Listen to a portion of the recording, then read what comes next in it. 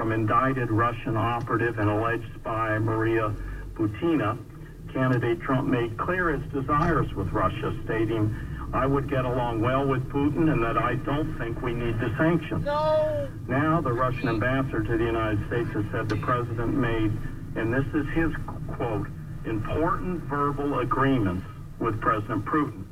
And he seems to know more about Helsinki and what happened there than the Senate Foreign Relations Committee. As we saw in Helsinki and throughout his presidency and the campaign, this president is extremely sympathetic to the very Russian government that attacked and continues to attack our democracy and those of our allies. It's a fact of political life today that many Americans are concerned about the unthinkable, that a U.S. president could have a compromising relationship with a foreign power. The president could clear this all up in three simple ways: releasing his tax returns and those of the Trump Organization, and the taxes from the various family businesses, some of which we don't even know about.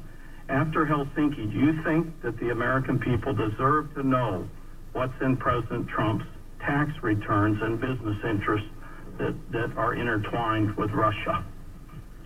Senator, I'm going to try to stay out of the same political circus that you and I ended up in last time I was sitting here, and simply respond by saying this same president with which you seem to express such deep concern is engaged in a massive defense buildup which threatens Vladimir Putin's regime. He instructed us to put together a nuclear posture review that has set Vladimir Putin on his ear because of its robustness and the recapitalization of our nuclear program. He's kicked out 60 spies. We've banned Kaspersky. We put $11 billion in the European Defense Secretary, you've already... No, Senator, actually, I haven't even begun describing... No, but you haven't answered my question, so let me try it a little different way. Wouldn't you want to know, as Secretary of State, I mean, I'm taking you in your sincerity here as Secretary of State, whether all these Russian financial interest oligarchs and others are part of the decision-making of the president. I mean, wouldn't you want that out in the open and to understand what went on in Helsinki? It's an easy kind of yes or no question. I don't need second-hand understandings of what President Trump is instructing his administration to do to push back against Russia. I have first-hand understanding and directive. Well, let me ask the question a little bit different. We've opposed Nord Stream 2. We've got a 4x30 out of NATO that also is a big setback for Russia. I mean, I'm happy to continue the list. I'm happy to see there, but I will submit the entirety of this administration's actions against Russia for the record, if I might. Please do. We'll back a truck up and get it on in here. Yeah, Candidate Trump has failed to keep his promise to disclose his tax returns. Every presidential candidate since Richard Nixon has disclosed. Jimmy Carter even sold his peanut farm to avoid a conflict of interest. The situation with President Trump's potential foreign policy conflicts of interest is unprecedented and unacceptable. And under the Emoluments Clause, I think it's unconstitutional as well. But let me just ask a couple of questions about Helsinki. You talked about what you were tasked with. The Director of National Intelligence Code stated that at the Aspen Security Forum that he did not know what happened during the one-on-one meeting in Helsinki. Did the President personally debrief you on this conversation, and are you 100% confident that you know everything that President Trump discussed with President Putin? That's a very reason, yes or no. If you don't want to answer it, I'll move on to the next one. Yes or no? I'm very confident that I received a comprehensive debriefing from President Trump. Good. Okay. Now, do you know for a fact whether President Trump or President Putin discussed any investments in Trump properties or any Trump projects, such as the previous attempt to build a Trump real estate project in Moscow? Senator, again, I'm going to try and stay out of the political circus. No, but were you tasked with that? You gave us a list of what you were tasked here to talk about American foreign policy today. I've attempted to articulate President Trump. All of these business interests are entwined, sir, with our foreign policy. Yes, the foreign policy that has led to a massive defense buildup, a nuclear posture review that has frightened Vladimir Putin, 60 spies, 213 sanctions. Let me also ask you about an additional question on Helsinki. When I was a member of Congress, I tried desperately to get President Obama to do one of those things. When President Trump hosted top Russian officials at the White House last year, he bragged about how he had fired James Comey. At his press conference with Putin, President Trump called Special Counselor Mueller's investigation a disaster for the country. Can you tell us what President Trump discussed about the investigation during his private meeting with President Putin? I'm not going to talk about private. Were you tasked with anything in that respect? Senator, when I'm tasked about something for American foreign policy, I promise you this committee will know.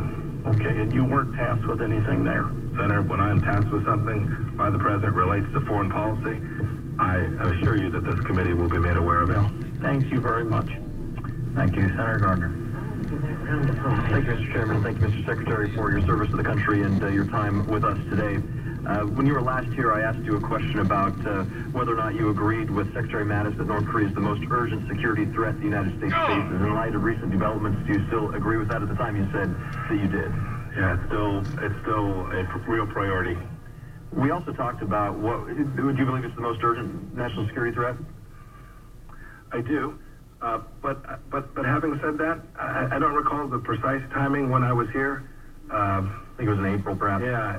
So it is the fact that we're having conversations and we haven't had additional missile tests and nuclear testing. All right, we're going to leave it there. We'll have full coverage of this. Fascinating hearings all day today as it relates to Secretary of State Pompeo.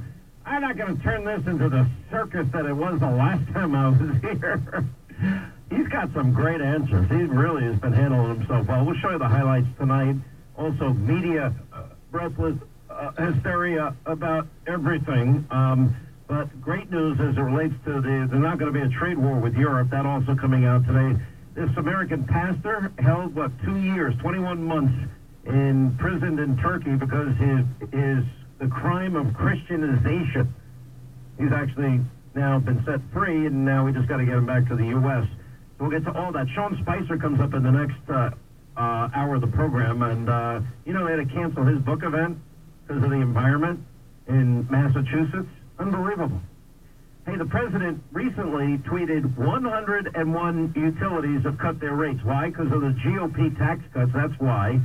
So, yeah, millions of Americans now are seeing lower monthly utility bills, all thanks to those tax cuts.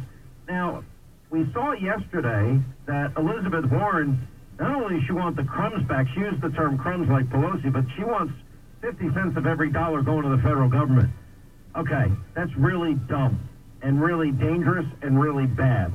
But anyway, Democrats want to stop you from keeping your crumbs, although it represents thousands of dollars for families every year. Anyway, you can help. Sign a petition. Tell Congress that you want these tax cuts permanent, and all you have to do is go to the website taxcutswork.com. Sign the letter to your congressman, your congresswoman, your senators.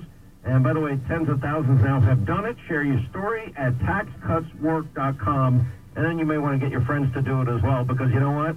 That's why this election means so much. Taxcutswork.com. All right, Sean Spicer, final hour free-for-all. Much more coming up as a busy news day continues. Sean Hannity.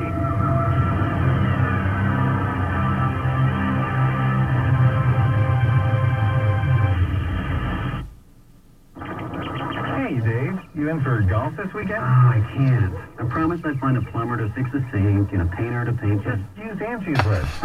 Doesn't that cost money? Not at all. It's free to find pros in your area who can do the work. You can even read ratings and reviews.